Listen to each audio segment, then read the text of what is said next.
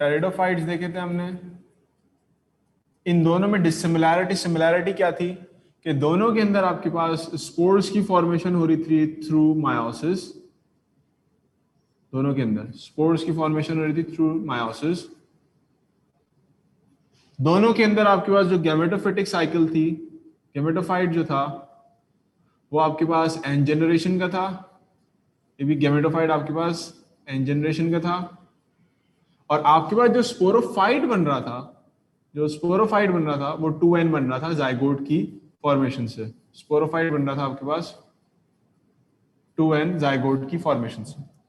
पर डिफरेंस आपके पास इतना सा था कि आपके पास जो ब्रायोफाइट्स हैं उनके अंदर फ्रॉम स्पोर्स आपके पास जर्मिनेशन हो रही थी इनटू प्रोथैलस, और प्रोथैलस फिर आपके पास जो है वो गैमेटोफाइट बना रहा था। जबकि इन टेरिडोफाइट्स आपके पास जो स्पोर्स थे, याद रहे स्पोर्स आपके पास n नंबर के थे, यानी हैप्लॉइड स्पोर्स थे। आपके पास जो स्पोर्स थे वो कन्वर्ट हो रहे थे इसमें टेरिडोफाइट्स में, सॉरी यहां पर था प्रोटोनीमा और यहां है आपके पास prothallus, and then we have a gametophyte, तो ये कुछ सिमिलैरिटीज थी और वो आपके अंदर सिर्फ एक dissimilarity on the base of protonema and prothallus. ठीक है जी।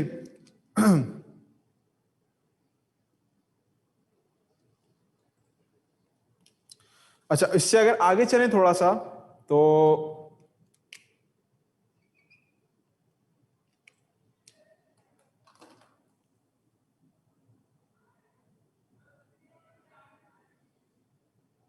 प्रोथैलस वाला सवाल आता। अच्छा ठीक है।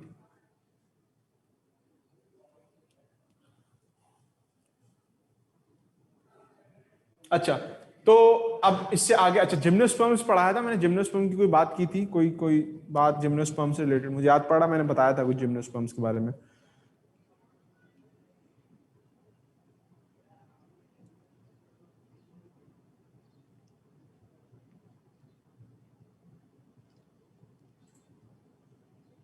हो गया था, उसको भी मैं एक रिपीट कर दूं आपको। वहां पर हमने क्या बात देखी थी, वहां हमने सिंपली ये देखा था कि हमारे पास जो जिम्नोस्पर्म्स हैं, जिम्नोस्पर्म्स वी हैव उनके अंदर आपके पास जैसे ट्री जो था वो हमने कहा था कि जी वो 2n साइकिल से बनता है। यहाँ पर आपके पास स्पोर्स बने थे, इन स्पोर्स को हमने नाम दिया था माइक्रो या मेगास्पोर्स, मेगास्पोर्स जो कि आपके पास मायोसिस से बने थे, चार बने थे। फिर फर्दर वो आपके पास जो है वो गैमेटोफाइट बनाते हैं, गैमेटोफाइट के शेप में बनाते हैं कि जी वो आपके पास पोलन या एक्सेल बनता है, पोलन या आपके पास आर्चिगोनिया बनती है।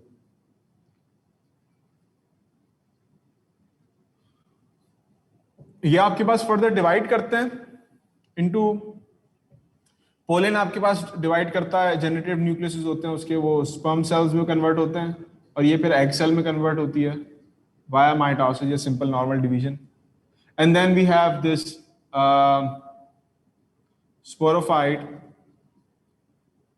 विच इज 2n, ठीक है, विच इज 2n, तो वो ट्री होता है आपका, ठीक है, एम्ब्रियो जाइगोट की फॉर्मेशन।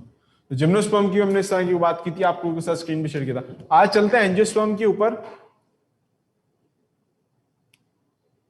जिम्नोस्पर्म की साइकिल हो गई थी, मुझे याद है, मैं जिम्नोस्पर्म की साइकिल बताई भी थी और शायद दिखाई भी थी, और उसमें स्ट्रोबिलस और कोन की बात की थी। वो पार्ट जिसके ऊपर फीमेल और मेल गैमेटोफाइट सर्वाइव कर रहे होते हैं या चल रहे होते हैं, that is known as strobilus और कोन्स। स्ट्रोबिला और कोन वुडी पार्ट है, वुडी से स्ट्रक्चर्स होते हैं, आप लोगों ने देखे होंगे कुछ उनका इस तरह से स्ट्रक्चर होता है, कुछ ऐसे करके ना, समवेट लाइक दिस, इस तरह से कुछ करके स्ट्रक्चर होता है। तो वुडी से स्ट्रक्चर्स होते हैं, ये कुछ ऐसे से, थोड़ा अजीब बनाया मैंने लेकिन बहरहाल ऐसा वुडन स्ट्रक्चर होता है। उसके अंदर उसके जो गैमेटोफाइट्स वगैरह होते हैं वो यहाँ एग्जिस्ट कर रहे होते हैं समवेयर हियर, और सीड की फॉर्मेशन भी यही होती है। उसके बाद क्या होता है कि ये थोड़े से ना खुल जाते हैं, ये गिर जाते हैं कोन्स नीचे, और गिरते हैं, रोल होते आते हैं, डिस्पर्स होते आते हैं, और वो सीड्स गिराते हुए जा रहे होते हैं जगह। या कभी कभार आपके पास जो है वो सीड के ऊपर विंग्स भी होते हैं इनके, कि वो फ्लाई करने में मदद देता है डिस्पर्सल के लिए। बहरहाल तो इस तरह का कोई स्ट्रक्चर होता है, वो वुडन स्केल होते हैं, इनको हम स्ट्रोबिलाई या कोन कहते हैं, और एक ही प्लांट के ऊपर दोनों प्रेजेंट होते हैं, ये मेल कोन्स भी या मेल स्ट्रोबिलाई भी और फीमेल कोन या फीमेल स्ट्रोबिलाई भी। फीमेल ऊपर की शूट्स की तरफ होते हैं, क्योंकि मेल जब पोलन ग्रेन्स प्रोड्यूस करता है तो पोलन ग्रेन्स हवा में उड़ते हैं ऊपर, हवा ऊपर चल रही होती है ना, तो हवा ऊपर चलती है तो पोलन ग्रेन्स ऊपर की तरफ होते हैं आपके पास। तो आपका जो पोलेंस होता है वो लेट सपोज आपके पास जैसे फॉर एग्जांपल आपके पास एक जिम्नोस्पर्म ट्री है, ठीक है, तो इसकी जो अपर शूट्स हैं यानी ये वाली शूट्स, यहाँ पर आपके पास फीमेल कोन्स मौजूद होंगी, और जो आपके पास ये नीचे का पोर्शन है यहाँ पर आपके पास कहीं मेल कोन्स मौजूद होंगे, ठीक है। तो जब आपके पास हवा आती है यानी एयर जब मूव करती है तो एयर क्या करती है कि एयर इन पोलन ग्रेन्स को लेके और ऊपर की तरफ जाती है, यानी ऊपर की तरफ जाती है इसकी वजह से। तो आपके पास पोलन ग्रेन्स जो है वो स्कैटर होते हुए ऊपर फीमेल शूट्स की तरफ जाते हैं ताकि वहां पर फर्टिलाइजेशन हो। बट स्टिल वहां पर हमारे पास प्रॉब्लम ये होता है कि वहां पर हमें फिर भी प्रॉब्लम ये होता है कि हमारे पास बहुत सारे पोलन ग्रेन्स जो है वो जाया हो जाते हैं, तो इसलिए इसको ज्यादा पोलन ग्रेन्स बनाने पड़ते हैं।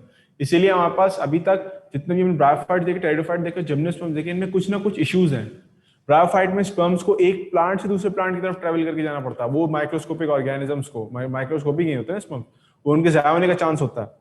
आपके पास टेरिडोफाइट्स के अंदर छोटे छोटे गैमेटोफाइट बनता है, वो भी मेल प्लांट से हटके, उसके डैमेज होने का, उसके डिस्ट्रॉय होने का चांसेस बढ़ जाते हैं, क्योंकि एक बड़ा प्लांट है वो तो ठीक है, वो बड़ा प्लांट है, लेकिन एक छोटा, बहुत छोटा, माइक्रोस्कोपिक तो नहीं लेकिन बहुत छोटे स्केल का गैमेटोफाइट बनता है, वो क्रश भी हो सकता है, वो स्टैम्पीड भी हो सकता है, वो मर भी सकता है, उसका कुछ भी हो सकता है। तो इवन दो कि वो इंडिपेंडेंट है बट स्टिल वो बड़ा नहीं है इतना कि वो अपने आप को प्रोटेक्शन कर सके, तो उसके ग्रेज होने के, उसके स्टैम्पीड होने के, उसके कुचलने के चांसेस ज्यादा होते हैं। जिम्नोस्पर्म्स में आपके पास पोलन ग्रेन ज्यादा बनाने पड़ते हैं, क्योंकि आपके पास भले से एक ही प्लांट के ऊपर सब कुछ चल रहा है लेकिन ऑर्गन्स अलग अलग है, एक छत पे एक ग्राउंड फ्लोर पे, तो अब वहां से वहां तक कैसे लेके जाए पोलन ग्रेन्स को, जाया होने का चांस होता है। अगर बन भी गए तो सीड डिस्पर्सल का इशू बन जाता है कि सीड्स उड़ के किसी ऐसी जगह पे चले जाएं जहां पर फेवरेबल कंडीशंस ही नहीं है, पानी कम है और प्रॉब्लम ज्यादा है, तो वो नहीं बन पाएगा। तो इस वजह से ये तीनों के तीनों जो है ना आपके पास, इनमें कहीं ना कहीं कुछ ना कुछ फ्लॉज हैं with respect to their reproduction cycles, their reproductive cycles.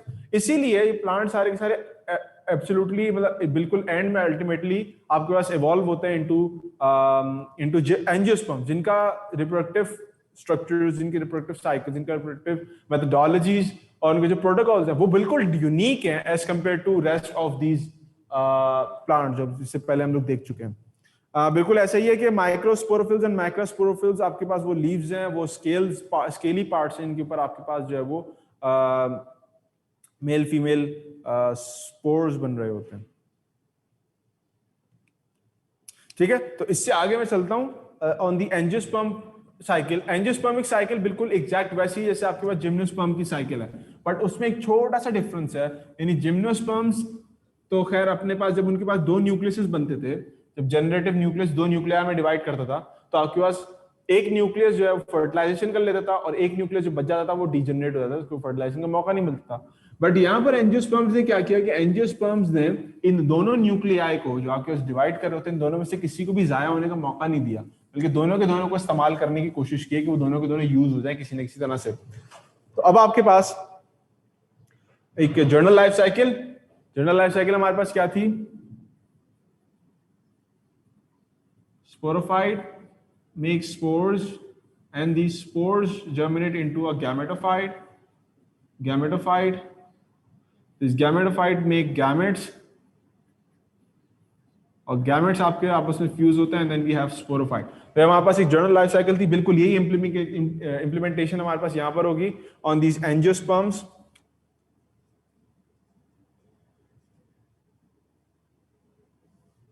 On these angiosperms और हमारे पास कंडीशन क्या है कि हमारे पास ट्री है, ट्री जो कि 2n साइकिल से बिलोंग करता है। ट्री आपके पास जो है वो फ्लावर्स बनाएगा, इस फ्लावर्स के ऊपर आपके पास either we have androecium, either we have gynoecium, any male and female part, male part and we have female part. Androeciums are going to produce microspores, बिल्कुल वैसी जैसे वहां पर आपके पास जो मेल स्ट्रोबिलाई था माइक्रोस्पोर्स प्रोड्यूस करता। ये आपके पास मेगास्पोर्स प्रोड्यूस करेगा बाय बाय मियोसिस। बहुत सिंपल सी, बहुत सिंप्लीफाई करके आपको बताना मकसद है कि सिंप्लीफाई बात हो जाए। Then microspores they divide and they form pollen grains, pollen grains, they form pollen grains, छोटे छोटे स्ट्रक्चर होते हैं, कभी कभार विंग्स भी होते हैं कुछ के पास।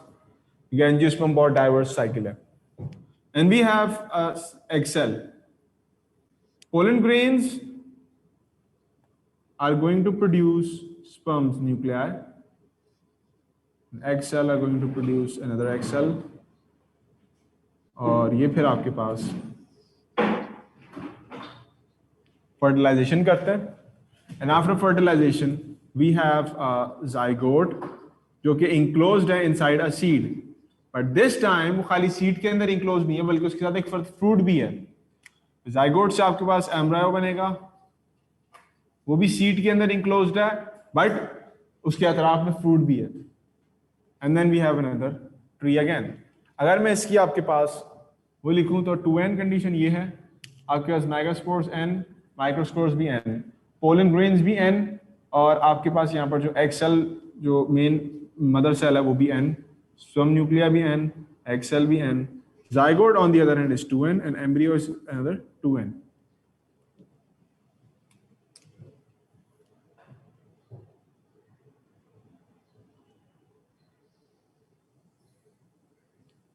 ये बातें समझ में आई जो मैंने लिखी है यहाँ पर?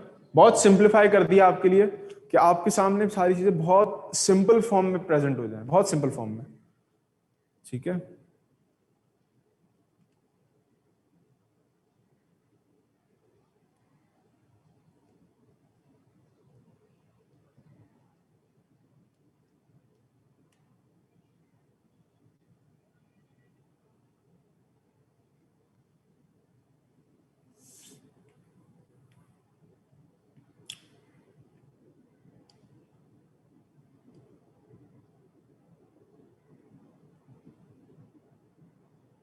ठीक है। तो अब इसके साथ मैं आप लोगों को जो है वो इसके वो भी दिखा दूंगा, एक जर्नल रिप्रेजेंटेशन कि हमारे पास कौन सी कंडीशन में क्या हो रहा है। एक ही चीज एंजियोस्पर्म में आपको याद रखने की ये है कि एंजियोस्पर्म आपको पता है कि ये स्पर्मेटोफाइट्स हैं, स्पर्मेटोफाइट्स यानी स्पर्मोप्सिडा से ताल्लुक रखते हैं, स्पर्मोप्सिडा ऑर्डर से ताल्लुक रखते हैं, पहली चीज। दूसरी चीज ये कि ये आपके पास फ्रूट भी बनाते हैं और आपके पास सीड भी बनाते हैं, फ्रूट और सीड्स दोनों प्रोड्यूस करते हैं। तीसरी इसमें चीज ये होती है जो बड़ी यूनिक है, वो है डबल फर्टिलाइजेशन। डबल फर्टिलाइजेशन लोग समझते हैं पता नहीं कितनी मुश्किल चीज है, बिल्कुल अभी 5 मिनट की स्टोरी भी नहीं है वो मैं आपको समझा दूंगा कि डबल फर्टिलाइजेशन होती क्या है बेसिकली। ठीक है, तो ये 3 फैक्ट्स हैं इसके कि इसका ताल्लुक स्पर्मेटोफाइट या स्पर्मोप्सिडा के ऑर्डर से है, क्लास से है। आपके पास फ्रूट भी बनेगा और सीड भी उसके अंदर, ये seed is enclose inside a fruit. और what is a seed? Seed is basically, seed is an ovule and fruit is a ovary. Seed is an ovule and fruit is an ovary.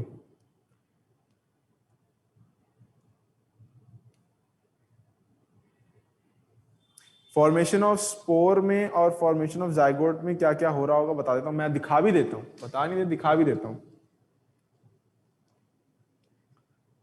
yes, seed is ripe ovule, exactly.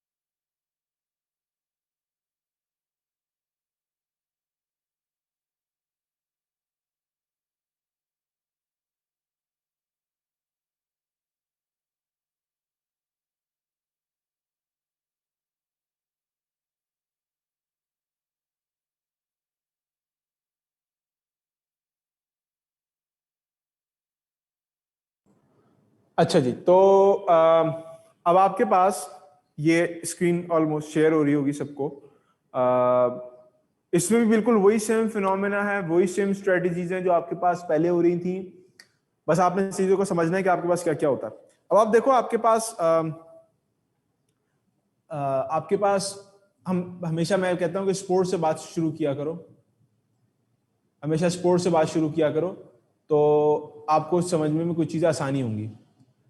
Spores हमारे पास बने through meiosis, यानी microspores and megaspores, ठीक है, या microspores and मैक्रोस्पोर्स, जो भी नाम देना चाहो।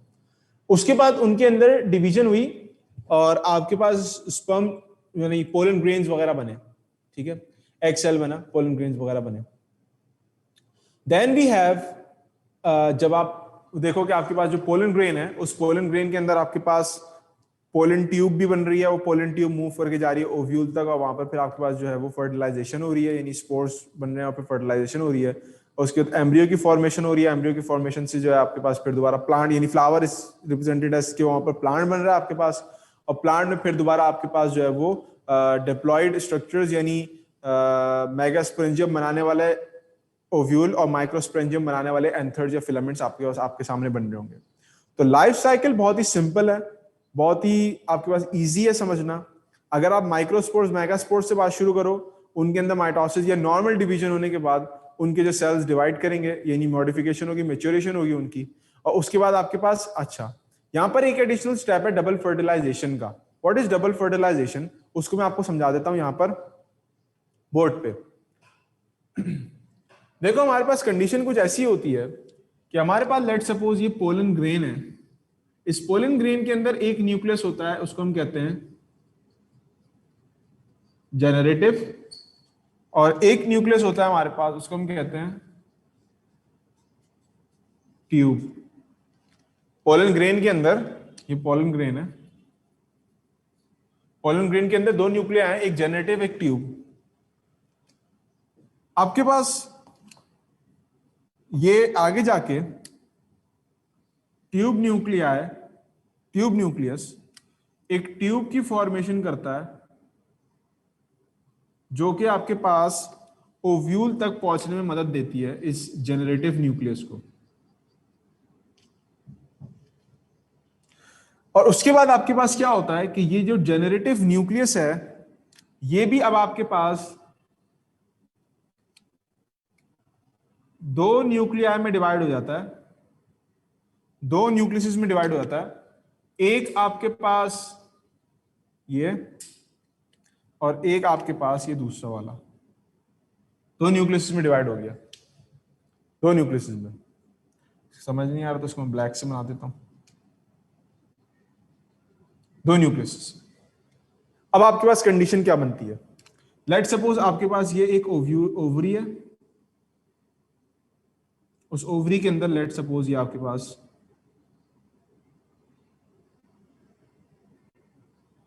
ओव्यूल है फॉर एग्जाम्पल। आपके पास यहां पर ट्यूब न्यूक्लियस की फॉर्मेशन होगी जो तस्वीर में बनी हुई है आपके पास, और यहां तक इसके पास पहुंचेगा। आके पहुंचने के बाद आपके पास इन दोनों में से एक न्यूक्लियस, इन दोनों में से एक न्यूक्लियस फर्टिलाइज करेगा एग सेल को, एग सेल को, और एक न्यूक्लियस आपके पास फर्टिलाइज करेगा पोलर न्यूक्लियस या पोलर सेल को।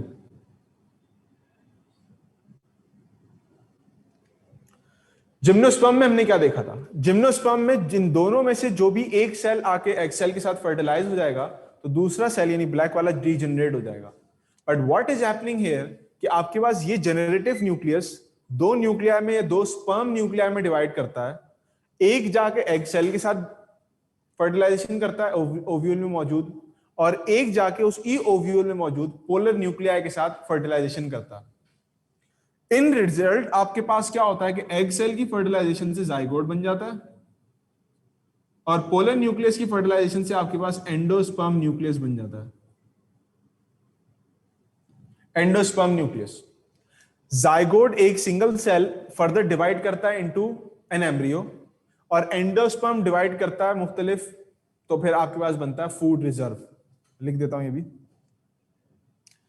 zygote develops into an embryo and endosperm develops into food reserve, यानी फूड के reserve for that particular embryo. इस दो फर्टिलाइजेशंस को, दो फर्टिलाइजेशंस जो एक वक्त में एक साथ हो रही हैं दो फर्टिलाइजेशंस जो एक वक्त में एक साथ हो रही हैं, उसको हम कहते हैं डबल फर्टिलाइजेशन। क्या बात की मैंने कोई कॉम्प्लेक्स कॉम्प्लिकेटेड बात नहीं की। मैंने कहा कि हमारे पास ओव्यूल के अंदर जो आपके पास एक एग सेल मौजूद है और जो पोलर सेल मौजूद है सेंटर में, वहां से उन दोनों सेल्स के साथ जाके ये दोनों स्पर्म न्यूक्लियाई जो कि जेनरेटिव न्यूक्लियस की डिवीजन से बने थे, जाके एक वक्त में एक साथ जाके फ्यूजन कर देते हैं। एक जाइगोट बना देता है, एक आपके पास एंडोस्पर्म बना देता है। जाइगोट डिवाइड करके एम्ब्रियो की फॉर्मेशन करता है, यानी अब वो नया प्लांट बनेगा जर्मिनेशन के बाद, और एंडोस्पर्म जो है वो आगे जाके फूड रिजर्व बनाता है। जब तक एम्ब्रियो उस सेल के उस सीड के अंदर मौजूद है, उस वक्त तक उसको फूड जो है उसी एंडोस्पर्म के फूड रिजर्व से मिलता रहेगा। क्या मेरी बातें समझ में आ रही हैं?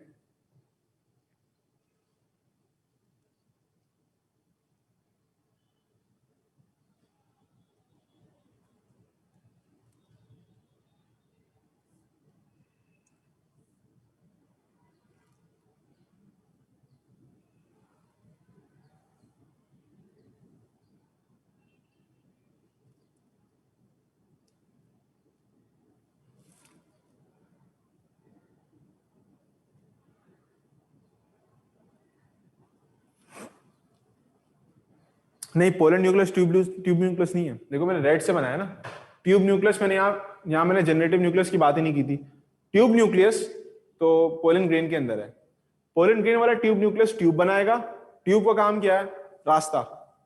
जनरेटिव न्यूक्लियस आपके पास दो में डिवाइड होगा बाद में जाके, ठीक है, और हर एक जाके फिर स्पर्म सेल जो है वो फ्यूजन करेगा। ओव्यूल के अंदर भी दो सेल्स बैठे हुए हैं।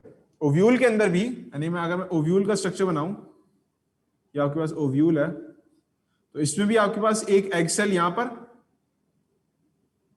एग सेल, और आपके पास यहां पर एक पोलर सेल है। और भी चीजें होती हैं, एंटीपोडल सेल भी होते हैं और आपके पास दूसरी चीजें भी होती हैं, खैर उनमें उस डिटेल में नहीं आ रहा। लेकिन ओव्यूल में आपके पास पोलर सेल है और एग सेल है। अब ये एक जो है वो जाके एग सेल के साथ फ्यूज करेगा और एक आपके पास पोलर सेल के साथ जाके फ्यूज करेगा। इन रिटर्न इसी सीड के अंदर ओव्यूल की जो लाइनिंग एंटीगमेंट वगैरह सीड कोट बन जाएगा। ये वाला आपके पास एग सेल जो है वो जाइगोट बन जाएगा, और ये वाला आपका पोलर न्यूक्लिया जो है, पोलर सेल जो है वो आपके पास फूड रिजर्व बना देगा, एंडोस्पर्म से फूड रिजर्व।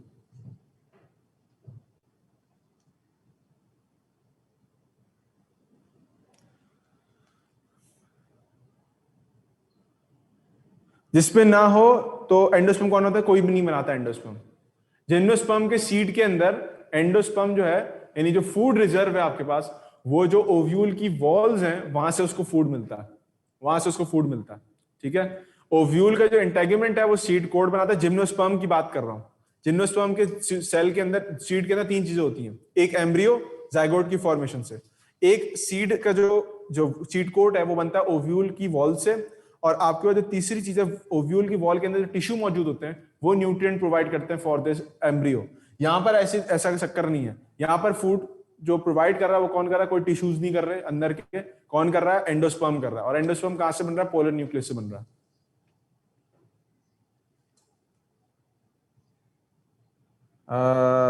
नहीं, स्पर्म अभी नहीं बनते। स्पर्म माइटोटिकली बनते हैं। स्पर्म माइटोटिकली डिवाइड करने से बनते हैं। मतलब है, कह तो सकते हो कि आपके पास मेल गैमेट है बट स्पर्म की फॉर्म में नहीं होता वो स्पर्म। मेल गैमेट है बट स्पर्म की फॉर्म में नहीं है। दो मेल गैमेट्स हैं, एक ट्यूब बनाएगा, ट्यूब, और एक डिवाइड करके फिर वो मॉडिफाइड ऑफ फ्यूजन के लिए जो भी चीज फ्यूज कर रही है, जो मेल गैमेट फ्यूज करता है उसको हम हमेशा स्पर्म कहते हैं। जो फीमेल गैमेट फ्यूज कर रहा था उसको हम हमेशा एक्सेल कहते हैं। तो ये स्पर्म्स है आपके पास, तो ये जाके फ्यूजन करेंगे।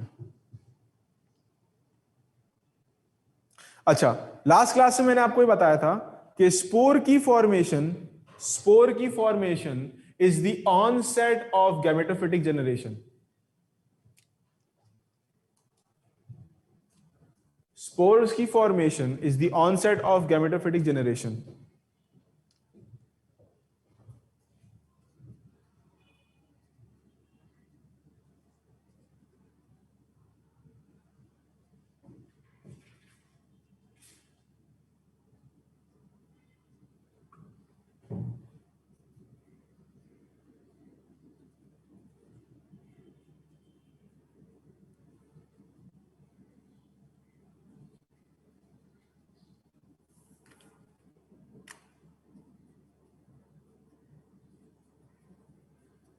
कहते हैं कि जी आपके पास स्पोर्स की जो फॉर्मेशन है, जैसे ही आपके पास स्पोर फॉर्म होंगे आपके पास गैमेटोफिटिक जनरेशन स्टार्ट हो जाएगी, और जैसे ही आपके पास जो है वो जाइगोट फॉर्म होगा आपके पास स्पोरोफिटिक जनरेशन स्टार्ट हो जाएगी।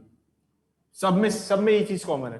ये जर्नल लाइफ साइकिल जो मैंने बनाई थी इससे ये आपको बताने के लिए कोशिश की थी। ठीक है,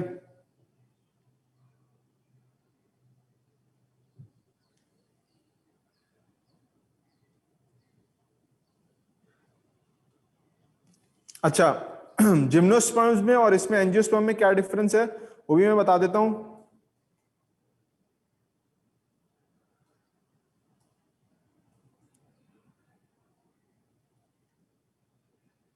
देखो जिम्नोस्पर्म के अंदर आपके पास डबल फर्टिलाइजेशन नहीं हो रही, पहली बात तो ये क्लियर हो गई।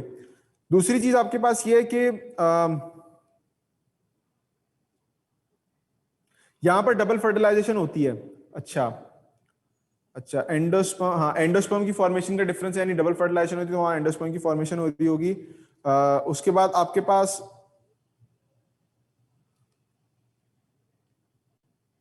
डबल फर्टिलाइजेशन दोबारा बता देता हूं डबल फर्टिलाइजेशन दोबारा।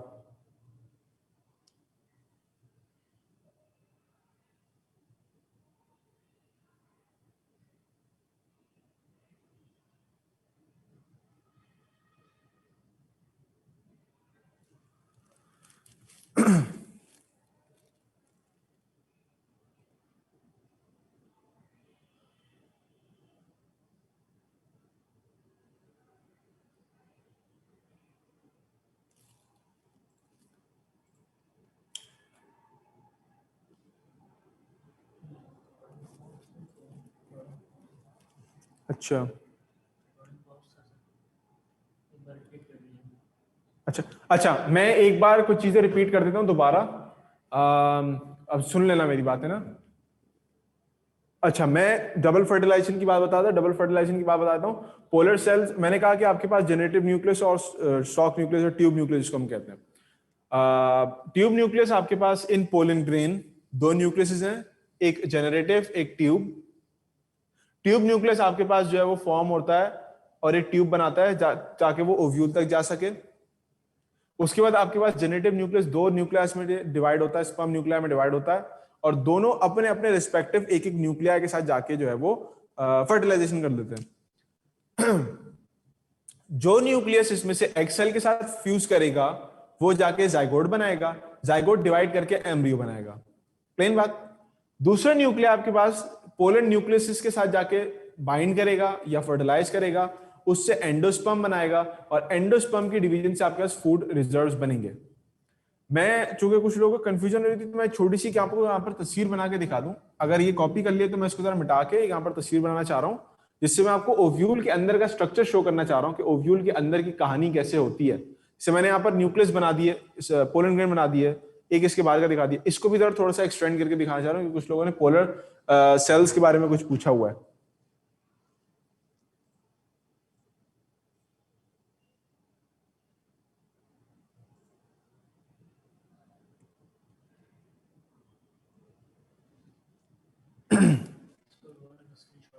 ठीक है, इसका भी स्क्रीनशॉट ले लो जो अभी आपको शो हो रहा है स्क्रीन, और उसके बाद जब आपको बोर्ड शो होगा तो बोर्ड का भी स्क्रीनशॉट ले लेना।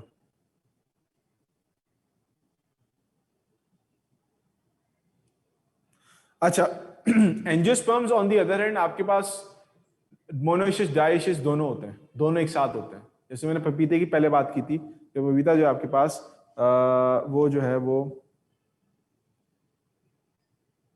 पपीता जो है आपके पास वो मोनोइशियस प्लांट है, यानी उसके पास, बल्कि सॉरी डाइशियस प्लांट है वो। उसके अंदर 2 अलग अलग सेक्सेस होते हैं अलग अलग प्लांट्स के अंदर। तो एंजियोस्पर्म्स में वैरायटी बहुत ज्यादा है, आपके पास मोनोइशियस भी होते हैं, डाइशियस भी होते हैं। ठीक है, अच्छा अब अगर मैं आपके सामने ये ओव्यूल बनाऊं, तो ovule is basically like this. ठीक है, यहां पर आपके पास कुछ सेल्स होते हैं,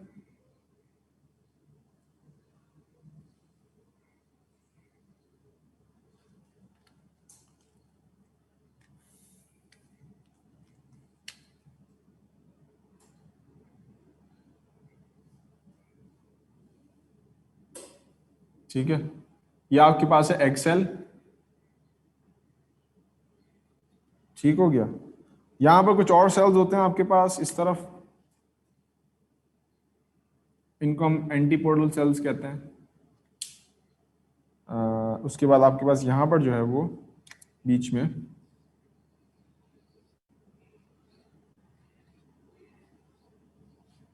ये आपके पास पोलर सेल होता है, और इसके अंदर 2 न्यूक्लियाई होते हैं। कितने न्यूक्लियाई होते हैं? 2 न्यूक्लियस होते हैं, 2 न्यूक्लियस होते हैं। व्हाट हैपेंस कि जब आपके पास पोलन ट्यूब बनती है और यहां तक पहुंचती है,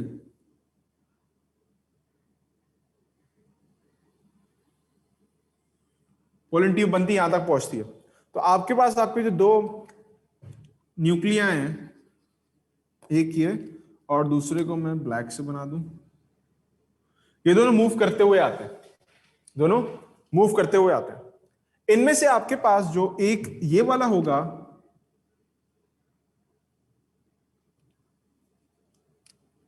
ये फ्यूज करेगा विथ दिस, और एक आपके पास फ्यूज करेगा विथ दिस। मेरी बात समझ में आ रही है? ये दोनों आपके पास क्या है? ये दोनों आपके पास स्पर्म न्यूक्लिया है।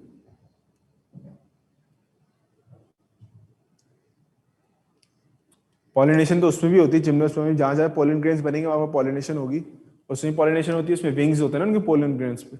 तो ये आपके पास सामने में क्या क्या दिखा है आपके सामने?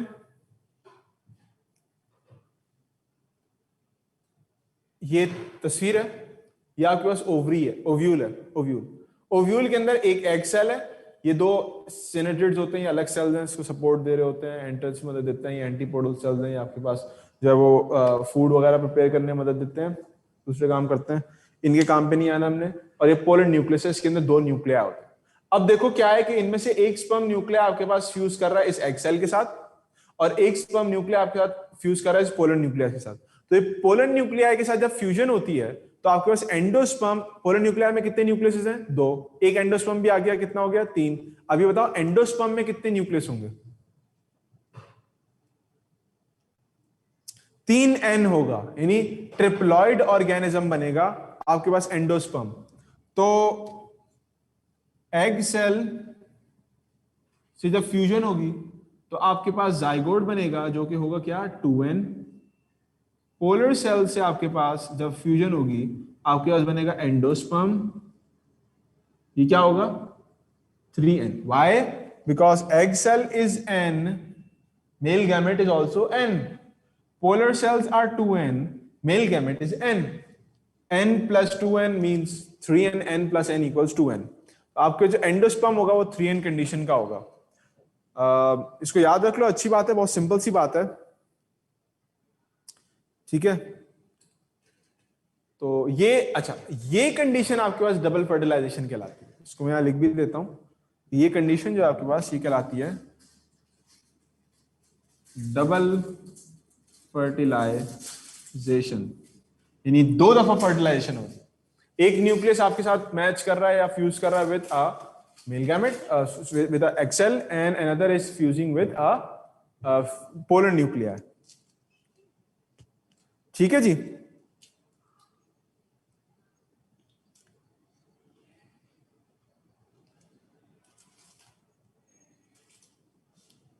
तो यहां तक जितनी मैंने बातें बताई सब समझ में आई है? इनमें कोई इशू, कोई मसला?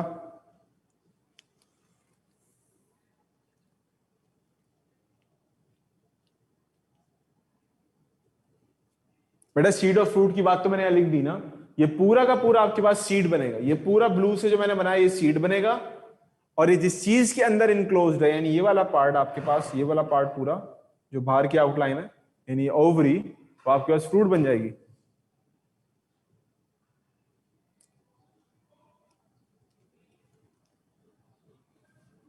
जिम्नोस्पर्म भी रिपीट कर देता हूं बेटा, सबर, जिम्नोस्पर्म भी रिपीट कर देता हूं।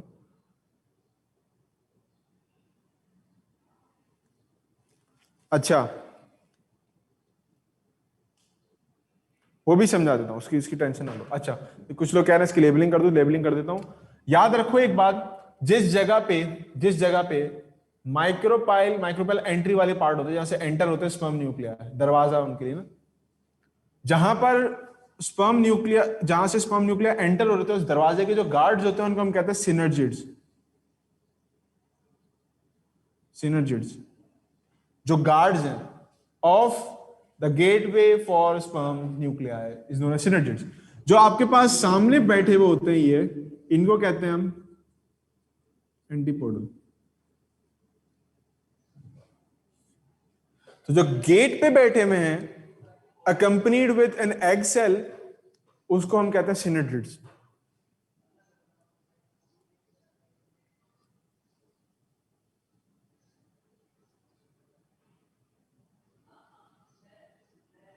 नहीं, जिम्नोस्पर्म में विविपेरस जर्मिनेशन नहीं होती, सब में नहीं होती, कुछ स्पीशीज में होती होगी, सब में नहीं होती। आप लोग जो अपने पास चिलगोजे खाते हो, आप लोग जो अपने पास और मुख्तलिफ चीजें खाते हो, और कौन कौन सी चीजें खाते हो, अखरोट खाते हो और क्या खाते हो, तो ड्राई फ्रूट्स खाते हो, जिम्नोस्पर्म से आते हैं आपके। काजू खाते हो, ड्राई फ्रूट्स है, तो वो उसमें विविपेरस जर्मिनेशन होती थी, तो आप सीड्स थोड़ी खा रहे होते उसके। तो विविपेरस सब में नहीं होती, किसी में होती होगी तो अलग बात है, लेकिन सब में नहीं होती। और ये कोई कैरेक्टरिस्टिक फीचर भी नहीं है जिम्नोस्पर्म का, विविपेरी जिम्नोस्पर्म्स का कैरेक्टरिस्टिक फीचर नहीं है ये।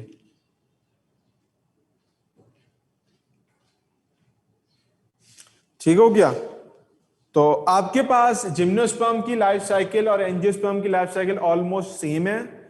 डिफरेंस किस लेवल पे है कि आपके पास वहां पर एक तो जिम्नोस्पर्म में फ्रूट नहीं बन रहा, यहां पर फ्रूट बन रहा है। दूसरा डिफरेंस, वहां पर जो आपके पास ये दो न्यूक्लियाई बने हैं, जिम्नोस्पर्म की बात कर रहा हूं, ये दो न्यूक्लिया बने, इनमें से एक न्यूक्लियस जाके एग सेल के साथ फ्यूज कर देता, वहां कोई पोलर न्यूक्लियस वगैरह नहीं होता।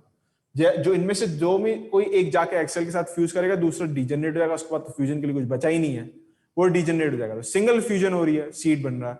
यहां पर आपके पास दो न्यूक्लियस जो है, एक जाके एग सेल के साथ और एक जाके पोलर न्यूक्लियस के साथ फ्यूज करेगा, और फ्यूज करने के बाद आपके पास जो है वो double fertilisation at the same time हो रही होगी, दो fertilisations at the same time in the same place.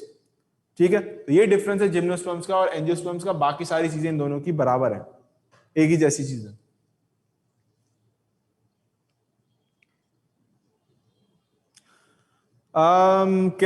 कह सकते हो ये कि उसके अंदर जो स्पोर प्रोड्यूसिंग बॉडीज हैं उनको हम स्ट्रोबेला या कोन्स कहते हैं। यहाँ पर आपके पास जो स्पोर प्रोड्यूसिंग बॉडी है उनको हम फ्लावर्स कहते हैं। फ्लावर्स के भी स्ट्रक्चर्स हैं, जैसे स्टेमन्स हैं और कार्पल्स हैं। ठीक है,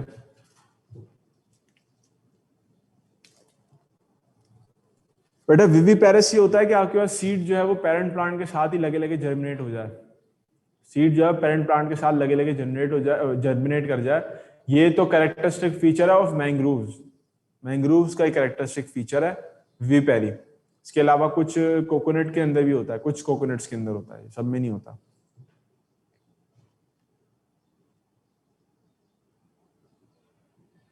पॉलिनेशन दोनों में होती है, जिसमें पॉलन ग्रेन्स बनेंगे उसमें pollination is what, the act of deliverance या dispersal of pollen grains is known as pollination.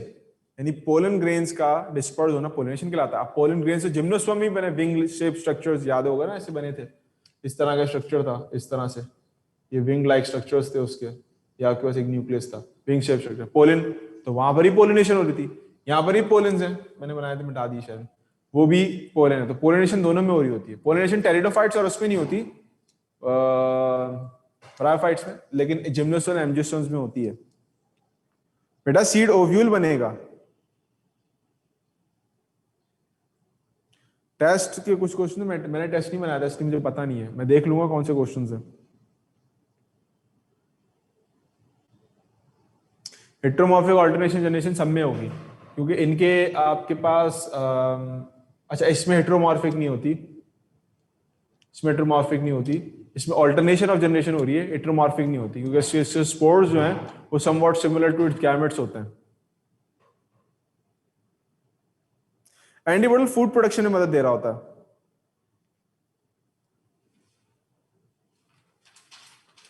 Antipodal जो है फूड प्रोडक्शन में और फैट की सिंथेसिस वगैरह में मदद दे रहा होता है। अच्छा अच्छा, अब अगर ये बातें समझ में आ गई लाइफ साइकिल्स की, तो मैं जरा कुछ फ्लोरल कैरेक्टर्स के बारे में बात करना चाह रहा हूँ। फ्लोरल कैरेक्टर्स के बारे में बात करना चाह रहा हूँ।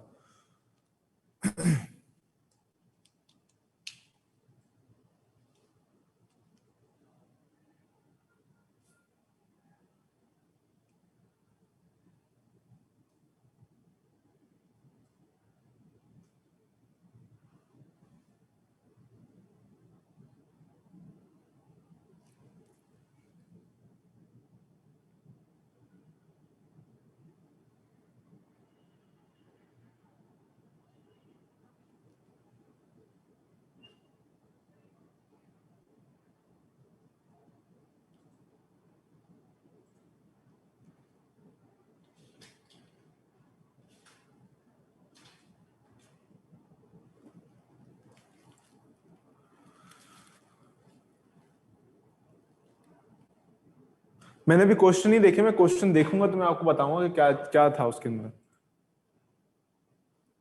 अच्छा, ये माइक्रो फाइलस और मेगा फाइलस दोनों लीव्स जो है, माइक्रोफाइलस या मैक्रोफाइलस जो है, ये आपके पास विनेटेड लीव्स होते हैं, जो कि आपको फर्न्स भी मिलेंगे और एंजियोस्पर्म जिम्नोस्पर्म्स भी मिलेंगे।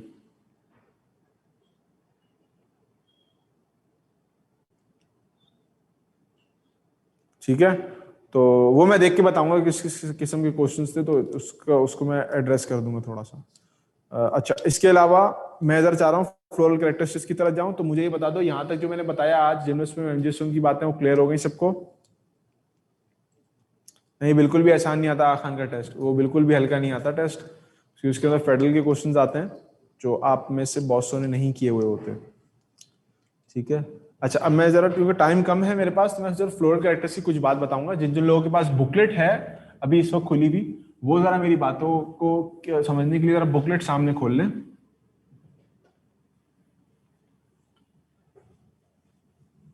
बेटा देखो, आपने तीन चीजों पे ध्यान रखना है, तीन चीजों पे ध्यान रखना है, क्योंकि आपके पास फ्लोरल डायग्राम बनाने के लिए नहीं आएगी अब या तो आइडेंटिफिकेशन के लिए आएगी या लेबलिंग के लिए आएगी आपको। वैसे अभी तक फ्लोरल डायग्राम का ऐसा कोई सवाल नहीं देखा मैंने, लेकिन आपके पास फ्लोरल डायग्राम आ गई। लेट सपोज आपसे कहेंगे जी ये बता दें कौन सी फैमिली की फ्लोरल डायग्राम है, आपने आइडेंटिफाई करना है कौन सी फैमिली की है, या फ्लोरल डायग्राम आके एक पार्ट को लेबल कर दिया जाएगा कि ये बता दो कौन सा पार्ट कहलाता है आपको। जाहिर सी बात है, ऑब्वियस सी बात है वो, कि वो कोई ऐसा पार्ट होगा जो कि किसी दूसरे में नहीं होता। वो आपसे ये तो नहीं पूछेंगे गायनेशियम कहाँ है या एंड्रोशियम कहाँ है। हाँ, हो सकता है वो आपसे पूछने के फला पार्ट क्या कहलाता है, अदर दैट कोई स्पेसिफिक कैरेक्टर हो तो इसीलिए आपको मैंने बात समझाने के लिए, क्योंकि इंपॉर्टेंट पार्ट है, ये सबसे इंपॉर्टेंट कंपोनेंट है, ज्यादातर सवाल जो है फ्लोरल कैरेक्टर से ही आते हैं आपके पास, तो मैंने इसीलिए एक आइसोलेटेड, एक बिल्कुल अलग सा एक पार्ट आपकी बुकलेट के अंदर शेयर किया था आप लोगों से बना के, जिसमें जो स्पेसिफिक कैरेक्टर्स हैं उनकी बात हो रही थी, और उसके अंदर आपके पास जो फ्लोरल डायग्राम्स में जो डिसिमिलैरिटीज थी, या फ्लोरल डायग्राम्स में हर फैमिली की कोई यूनिक बात थी, वो उसमें शेयर की गई थी आपके साथ, लेबल करके भी और साथ में लिख के भी। तो आपने ये दो चीजें तो याद रखनी है, यानी फ्लोरल डायग्राम पूरी बनाना नहीं आने चाहिए, लेकिन उसमें मेन कंपोनेंट याद रखने चाहिए, वो मैं अभी एड्रेस भी कर दूंगा आपको। दूसरी चीज आपको ये पता होनी चाहिए कि भाई फला फैमिली के अंदर क्या क्या चीजें, क्या क्या कैरेक्टरिस्टिक्स बाकी फैमिली से बिल्कुल डिफरेंट है। जैसे सपोज किसी के अंदर आपके पास जो है वो पेप्लोनेशियस फ्लोरल कैरेक्टर्स होते हैं, यानी उसके अंदर विंग स्कील्स और होंगे, या किसी के अंदर परसिस्टेंट कैलिक्स होगा, कि कैलिक्स जब आपके पास even after fertilization, even after food formation आपके पास वो उसके अंदर मौजूद होता है। किसी के अंदर आपके पास जो अनलिमिटेड नंबर ऑफ गायनेशियम्स होंगे, जो कि इन्फिनिट से भी आप उसको रिप्रेजेंट कर देते हैं, इन्फिनिट के सिंबल से। तो ये सारी कंडीशंस आपके पास आपको पता होनी चाहिए। तीसरी चीज आपने याद रखनी है वो फ्लोरल फॉर्मूले याद रखना है, फ्लोरल फॉर्मूले याद रखना है, बजाय इसके कि आपसे फॉर एग्जांपल पूछा जाए कि जी सोलेनेसी के अंदर कितने पेटल्स होते हैं, लेट सपोज। अब आप याद करो, वो पहली डिस्क्रिप्शन लिखी थी फलाना, दूसरी डिस्क्रिप्शन, तो जो पूरा लंबा एक डिस्क्रिप्शन लिखी हुई है, उसको याद करने से बेहतर ये है कि आप एक लाइन का फ्लोरल फॉर्मूला याद कर लो, और फ्लोरल फॉर्मूला पूछा भी जाता है, शायद अभी कुछ लोगों के पास एनईटी के टेस्ट में भी सवाल आया फ्लोरल फॉर्मूला वाला। तो बुकलेट नंबर 2 में, बुकलेट नंबर 2 के अंदर, बुकलेट नंबर 2 किस चीज के पास है?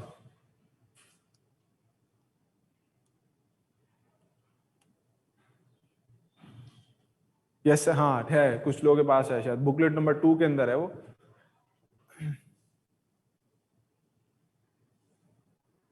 ठीक है ना? तो अभी क्या टाइम हो रहा है? अभी तो ऑफ हो गया। इंशाल्लाह मैं नेक्स्ट क्लास में, जिन लोगों के पास अगर नहीं है, फॉर एग्जाम्पल अनफॉर्चुनेटली किसी वजह से अगर उनके पास बुकलेट 2 नहीं है, या तो मिल नहीं रहा होगा या कोई मसला है, मैं नेक्स्ट क्लास में शेयर करूंगा वो वही वाला आपके पास जो पूरा डॉक्यूमेंट है स्क्रीन से, और उसमें साथ साथ आपको चीजें भी बताता रहूंगा, बोर्ड पे भी सारी चीजों का भी। ठीक है? तो फ्लोरल कैरेक्टर्स का हमारे पास रह गया। आपके एंड की क्या चीजें हैं? आपके एंड की चीजें हैं कि आपने फ्लोरल फॉर्मूला याद रखना है, आपकी आसानी के लिए। वो जो पूरी डिस्क्रिप्शन है उसको याद करने से बेहतर एक लाइन का फॉर्मूला याद करना होता है। ठीक है?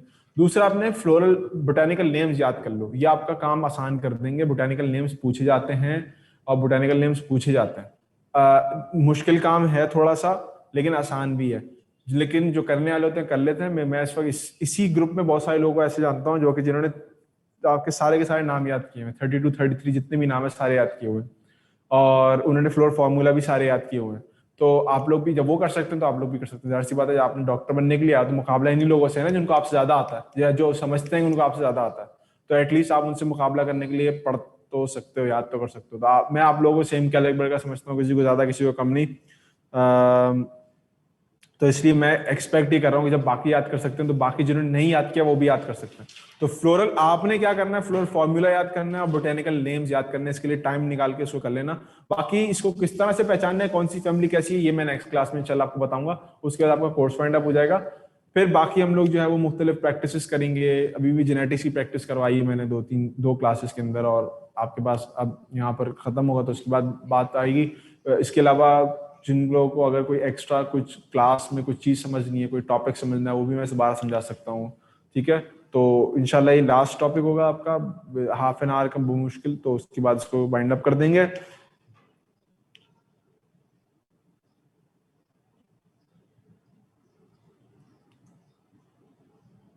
फैमिलीज की बात कर रहा हूं मैं। फ्लोरल फॉर्मूला याद करने, देखो फ्लोरल फॉर्मूला का और बोटेनिकल नेम्स याद करने का कोई शॉर्टकट नहीं है। सब अपने अपने तरीके से याद करते हैं। मैंने याद किया था तो मैंने अपने तरीकों से याद किया था। वो थोड़ा सा ऑकवर्ड सा तरीका है, बट वो जाहिर सी बात, मैंने जिसको बताया उसको अच्छा ही लगा। और वो अपने ऊपर डिपेंड करता है। कुछ लोग रट के याद करते हैं, कुछ लोग किस तरह से याद करते हैं, आपके अपने ऊपर होता है। मैं हमेशा ये कहता हूं कि आप कभी भी कोई फैमिली याद करो तो उसका एक एक एग्जाम्पल अपने दिमाग में रखो। अगर रोजेसी है तो रोज को दिमाग में रखो। अब रोज को दिमाग में रखो वो कैसा होता है। फ्लावर्स पेटल्स बहुत ज्यादा होता है, एंडोशियम बहुत ज्यादा होता है, गाइनोशियम तो आप गिन ही नहीं सकते, सवाल ही पैदा नहीं होता।